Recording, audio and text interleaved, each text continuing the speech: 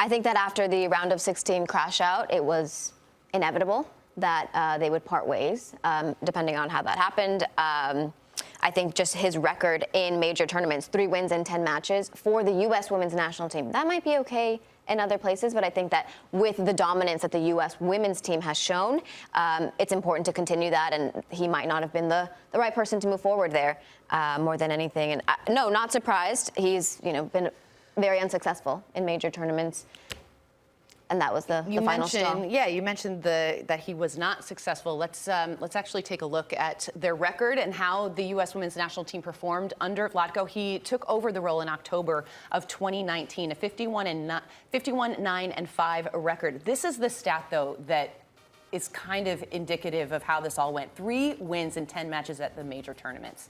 It's not good enough. It's just not good enough, Christine. Not even close. I think we saw early indications of that with the Olympics. I think that probably was the harbinger of doom. Not much had changed beyond that.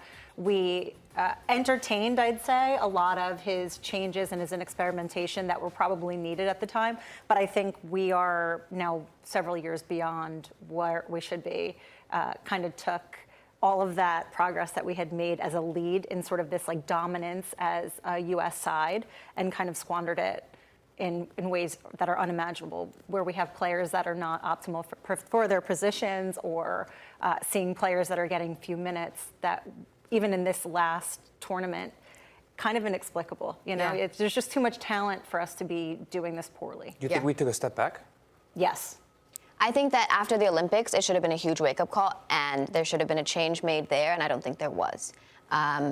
I think it was very obvious that the playing style, and I've talked about this for a long time, has not been as dominant or as cohesive as we would like. We have these major players as individuals that have carried this team, and we've relied on them so much. And yes, we have the talent in that aspect, but to be a World Cup winning team and world champion team, now you cannot rely on those factors because everyone else in the world is catching up, as we say. But the cohesion was missing. Yeah. Yes, we have the players, but how do you get them to work together? How do you get them? And I mentioned it, making sure that it's a unit from the get-go, as opposed to people still fighting for spots at the very last second, is a part of it. I think the fact that we didn't know what the lineup was going to be. We didn't know what the best 11 was, and it feels like Vlatko didn't really know what his best 11 was either heading into this World Cup, Charlie. No, he didn't, and unfortunately there were some injuries that I think threw some more questions into the fold. But when I look at Vlatko and Andonovski in his time during this run post-Jill Ellis, I know we talk about dominance and we expect dominance from this U.S. women's national team, but if you look at the 2019 World Cup, it wasn't dominant. I mean, they won, which is what you want, but it's a 2-1 win versus Spain, a 2-1 win versus France, and a 2-1 win versus an England side that were better on the day. They were better in terms of they had clearer-cut opportunities. They probably, left that game feeling like, we should have won this game. But ultimately, the U.S. women won. And that's what you expect from them, to win. And in the times that we've had Vlatko Andonovski, you didn't see any type of movement from Jill Ellis in terms of a philosophy. There's not a playing philosophy. There's not a style. And then going into matches, is there a game plan, a tactical game plan? This team is very good in possession. So we're either going to win the ball from them and play in their half and really be high in the way that we press them, or counter press. We're going to drop a little bit deep. As soon as they get one player gets on the ball that likes to take a little bit more touches, we're going to jump her, and then we're going to be a little bit more direct in the way we play. This team maybe on the left side is a little bit weaker than other sides. We never saw that from Vlatko, or just taking advantage of set pieces. You just didn't have not only a tactical game plan, but in terms of player selection, it was always off. There was not. There wasn't the right midfield. From the very beginning, we said it was unbalanced, the squad that he took to the World Cup. And to add to what you were saying, if we look at it only from a results point of view, that's not even telling the entire story. Look at what happened between the Olympics and the World Cup. How many times after a friendly we said, that performance wasn't that convincing. It didn't feel like, okay, they're on the right track. They've got the right idea. For instance, Ireland.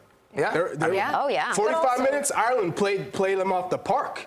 And I'm thinking, whoa, this is the U.S. women's national team that's supposed to go in and win again? Of course. Yeah.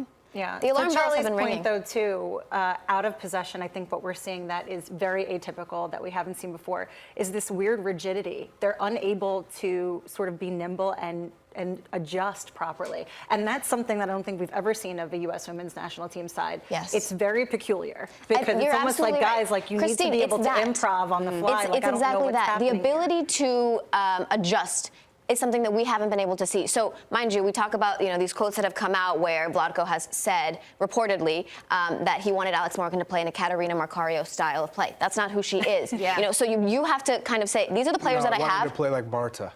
Stop it. these are the players that I have. This is the style that they play. How can I best suit them for their skills and make a team around what I have? Right? And I don't think he did that early enough. And then the lack of substitutes is something that sounds like it just keeps coming up because it's true. How do you not make subs in a tournament style? It's not a one-off where you can just play the team and trust that they can play 90 minutes. You have to. It's not even the subs too. It's the rotation. You're in a World Cup. You have to rotate the squad. When you're putting out the same starting lineup over 2 matches or over 3 in a World Cup, that's insane. Which goes back to Vlatko not being able to make the tough decisions. Yep. Megan Rapinoe, should she have been on the squad?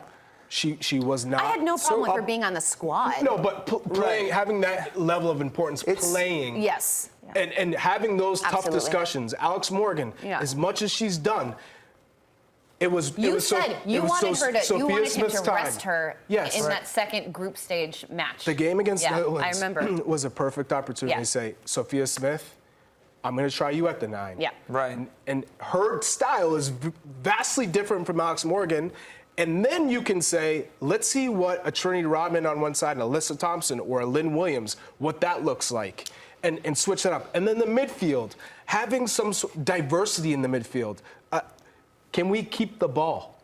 I'd like to see the U.S. women's national team have a possession-based side because they have the players, they have the depth, but you wouldn't know it considering the selection. Going into the World Cup, it was too late to experiment. I personally don't think it's not necessarily insane if you go with the same lineup throughout a group stage, but we weren't an established team come group stage. And it's not rotation for rotation's sake. It's rotation to adapt, to maneuver your squad to find it. Well, it's also the to squad rest. They didn't find it. To But I rest also- for sure, but Nico, I agree with you, but at what point does the experiment start and stop? It feels like it was always experimental. Yes. Yes. You know, Right. like, yeah, of And that's the course, you point don't I've been getting experiment at. going into a World Cup. you but have to it have a never clear stopped. idea. Yeah, you have to have a Julie clear Ertz idea. is another case. Match day 1. Yeah. The experiment. Oh, defensive midfielder. No. So now we're going to throw it center back. When Which none of us had seen before. I'm only going to take 2 center backs. Remember when that They- lineup dropped and we were like, huh? And they played her in the friendlies. Vlatko played her at center defensive mid, and then match day 1 Yeah. World Cup center Yeah. back for the rest of the World But Cup. that's what I mean is play players to their strengths. Not that Julie Ertz didn't have a good tournament at center back, but that's where we wanted to see her because that middle 3 had played together and they wanted to do that and had experience in doing so. The lack of a decision or being able to say, you know what, I'm benching you, I'm moving this person's coming to the World Cup and you're not, is a very important task. It's a very, you have to have a certain aura to say, I'm making this decision and I'm standing by my decision. Whether or not Jill he was able Ellis, to. the way she handled Carly Lloyd in the 2019 World Cup, that's a leader. That takes guts to look at one of the best players to ever play the game, period, and say, you're not starting. And you know Carly Lloyd's, she wants to play. She's a competitor. And it's almost to the detriment of being Almost that to a team fault. player, right? Because at the end of the day, I want to play. I want to be the best. I know I have that quality. And for Jill Ellis to look at her and say, you know what? I know you have the quality, but you're going to be used the way I see you. Vlatko was most unable to do players- that with Pino and Morgan. Most players have that. If they're at the top level, they have that desire to want to be the best and to always want to be on the field. And I mean, And you love if that. you're at the top and you want that from your players, but as a manager, you have to be able to say, I trump you. I'm making the decisions here. And you have to.